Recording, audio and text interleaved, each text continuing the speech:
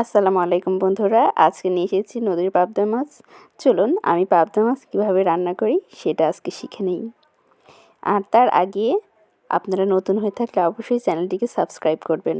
আর হ্যাঁ, সবাই like comment share করবেন, আপনার বন্ধুদেরকে অবশ্যই আমার রেসিপিটা দেখার সুযোগ করে দেবেন। আমি একটা প্যানে কাঁচামরিচ আর পেঁয়াজ কুচি দিয়ে দিয়েছি। আমার চুলার হিট ছিল হাই হিট। আমি এটা বাদামি করে ভেজে নিব।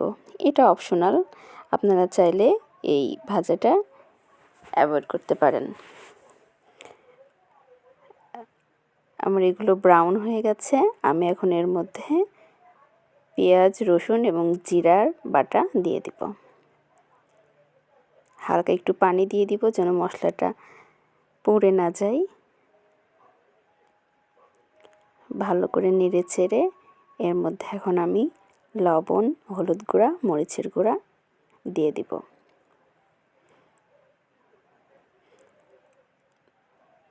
ভালোভাবে নেড়ে চেড়ে আবার আমি একটু সামান্য পানি দিয়ে কিছুক্ষণ কষিয়ে নিব।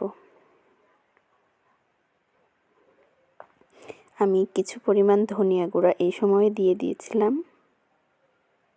আপনারা চাইলে রান্নার শেষেও ধনিয়া গুঁড়াটা অ্যাড করতে পারেন। এই যে আমার কেটে ধুয়ে রাখা পাবদা মাছ আমি এই মুহূর্তে পাবদা মাছটা দিয়ে দিব। পাবদা মাছটা খুবই নরম মাছ, বেশিক্ষণ রান্না করা লাগে না। আর কিছুক্ষণ 2 থেকে 3 মিনিটের মধ্যে এটা সিদ্ধ হয়ে যায়, যার কারণে বেশি নাড়াচাড়া করলে মাছটা ভেঙে যাওয়ার সম্ভাবনা থাকে।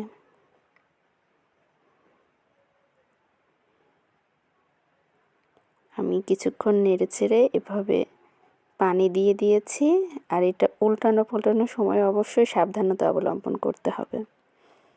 রান্না প্রায় শেষের দিকে। আমি এখন ধনিয়া পাতা দিয়ে দিব।